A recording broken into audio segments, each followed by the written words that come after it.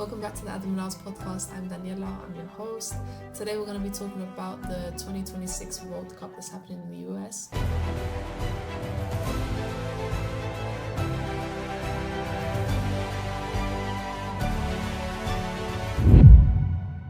We have Fauzia here, the head of US Immigration Operations here in the UK. Hi, Fauzia. Hi, Daniela. I have a couple questions for you regarding this. The first extremely important question is the FIFA Cup actually happening? Very good question, Daniela. To start with, yes, it is happening.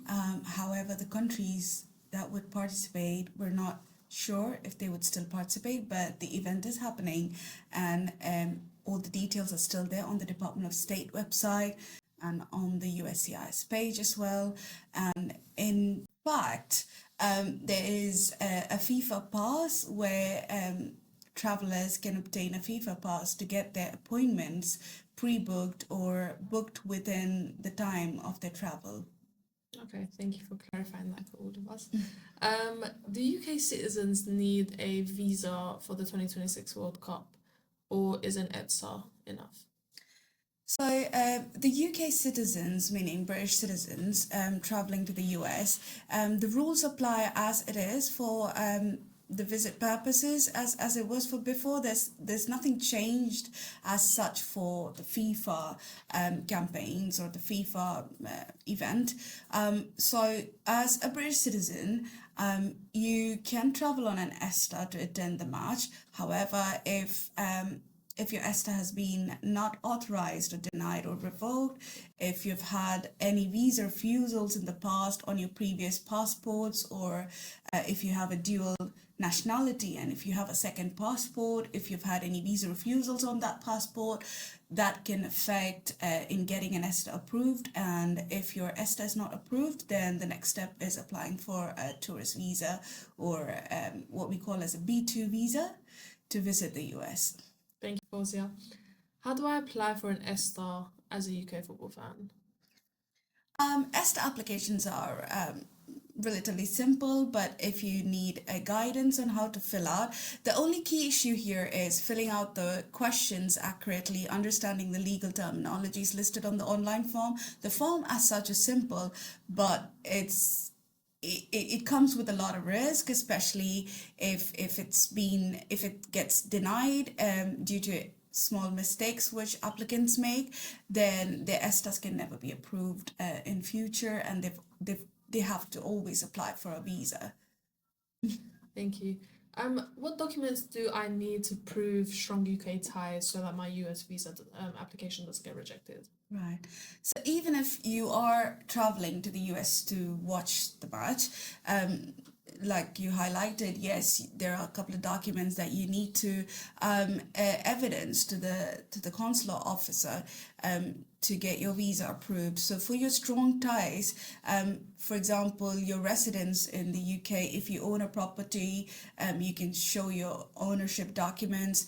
If you rent a property, so the tenancy document would do. So basically anything that proves your strong residence ties to UK and your employment in the UK. So what they try to evaluate is that whether or not you would come back after your trip. So do you have strong ties to come back to your home country after your trip? So documents such as your employment documents, your residence documents, these are all good pieces of evidence. But if you need more guidance, I would request the viewers to book a consultation so that we can go through a one-to-one basis on what are the requirements they have if the generic documents don't apply to them.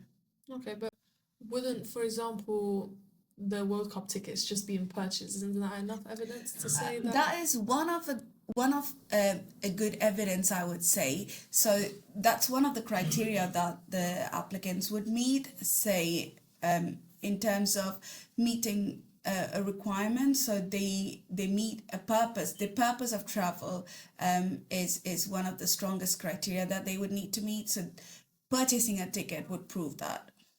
Okay. What are the common reasons UK applicants get US visas denied? The common reasons could be having a prior criminal record. Now, this is a commonly misunderstood term. People think that if they've never been convicted or if they've never been charged of a crime, they are okay to, they would be getting a visa. However, it's important to disclose those details, even if someone has been arrested with no further action or the charges were dropped in the court. So one of the main reason for visa refusals or ESTA is having a prior criminal record, whether it's an arrest or caution or a conviction. Okay, thank you. Do I need to have a visa for World Cup matches in Canada and Mexico too? Not really. So Canadians and Mexicans, well, not for Mexicans, but for Canadians and nationals of Bermuda, they wouldn't really need a visa or any form of authorization to enter to watch the match. Okay, thank you. What is the FIFA pass and how does it help with US entry? So the FIFA pass is nothing but it's sort of giving an assurance to the consulate that yes, I have purchased the ticket and I'm ready to travel. That gives the leverage only to reschedule or get an appointment within the date of their travel or before the match. So FIFA Pass can be purchased online once you purchase the tickets with a reference number. However, this does not guarantee a visa. Okay. Something a lot of clients and viewers want to know is that should they opt to get a full B1, B2 visa or should they just go with the ETSA? To attend the match, is it? So to attend, they can go with an ESTA because it falls under the regulations of an ESTA, which is tourism or visit. So they can go see the match. If it's within the 90-day period, they can travel on an ESTA. However, if, like I said, if their ESTAs are not authorized or ever been revoked or denied, then yeah, they would still need a visa. Okay, thank you, Fauzia. How much does an ESTA cost? And are there any hidden fees for the World Cup? There's no hidden fees for the World Cup. So the ESTA fees is based on what's seen on the website. So I believe it was $21. Now it's changed to $42 or $40 around. So that's all for the cost for ESTA. And for the visa, the costs are as per the applicant's nationality and where they apply. So for the UK, it would be around $185. Thank you, Fauzia. Would you care to explain to us, please, if it's not too much trouble, what's the full step-by-step process of getting an ESTA? So for getting an ESTA, it's fairly simple. Just log into the CBP website, fill out the form, online form, but it's imperative that the forms are filled out clearly and accurately. So a mistake can lead to an ESTA being denied or not authorized. So it's just an online form that asks basic biographic details, your address history, your employment details, and the reason why you want to travel. So yeah, it's fairly simple, 2-page form once you fill that out. And yeah, also if you have traveled to any of the banned countries, yes, you would need to disclose which countries you've traveled to if you've traveled to any of the banned countries. And one more question to link into that. How long does it take for a ESTA application or B2 visa application to get approved? So ESTAs typically get you can get a result within 72 hours. If they need to do, when I say they, so if the CBP office, if they need to do a further review, it can take up to 1 week.